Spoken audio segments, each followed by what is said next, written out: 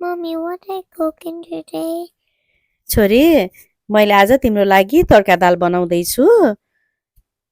यो तड्का दालको लागि मैले मसुर र मास 2 घण्टा जति भिजाएर लिएकी छु। हजुरहरू जुन पनि दाल लिन सक्नुहुन्छ।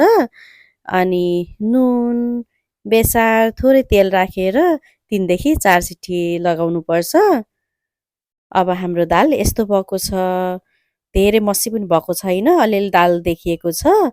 यो एकदम बाक्लो भएको भएर मैले थोरै पानी राखेर ठिक्कको कन्सिस्टेन्सी बनाएँ। यो दाल अलिअलि बाक्लो नै मिठो हुन्छ।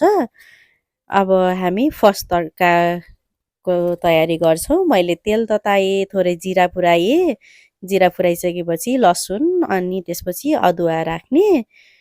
एकछिन चलाएपछि प्याज राख्नुपर्छ। यो प्याज धेरै ब्राउन हुनु पर्दैन। पिङ्किस भयो भने हुन्छ। थोरै नुन राख्ने जसले गर्दाखेरि प्याज पकाउनलाई सजिलो होस्। हाम्रो प्याज पनि पिङ्क भइसकेको छ। अब यसमा मसिनो गरी काटेर राखेको टमाटर राख्ने। टमाटरलाई एकछिन चलाइ चलाइ पकाउनुपर्छ। थोरै बेसार पनि राखेँ मैले कलरको लागि।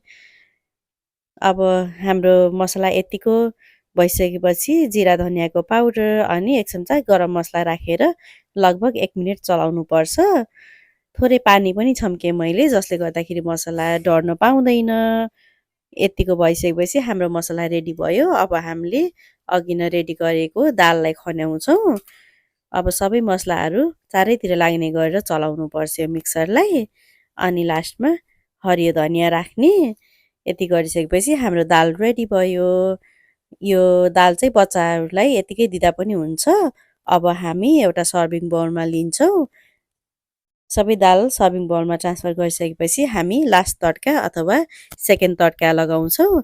त्यसको लागि मैले एउटा प्यानमा घिउ लिएँ अनि जिरा फुराउँछु। त्यसपछि सुकेको खुर्सानीलाई पनि राखिदिन्छु।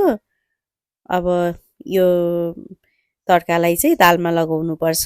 यति गरिसकेपछि हाम्रो तड्का दाल खानको लागि रेडी भयो। Happy cooking!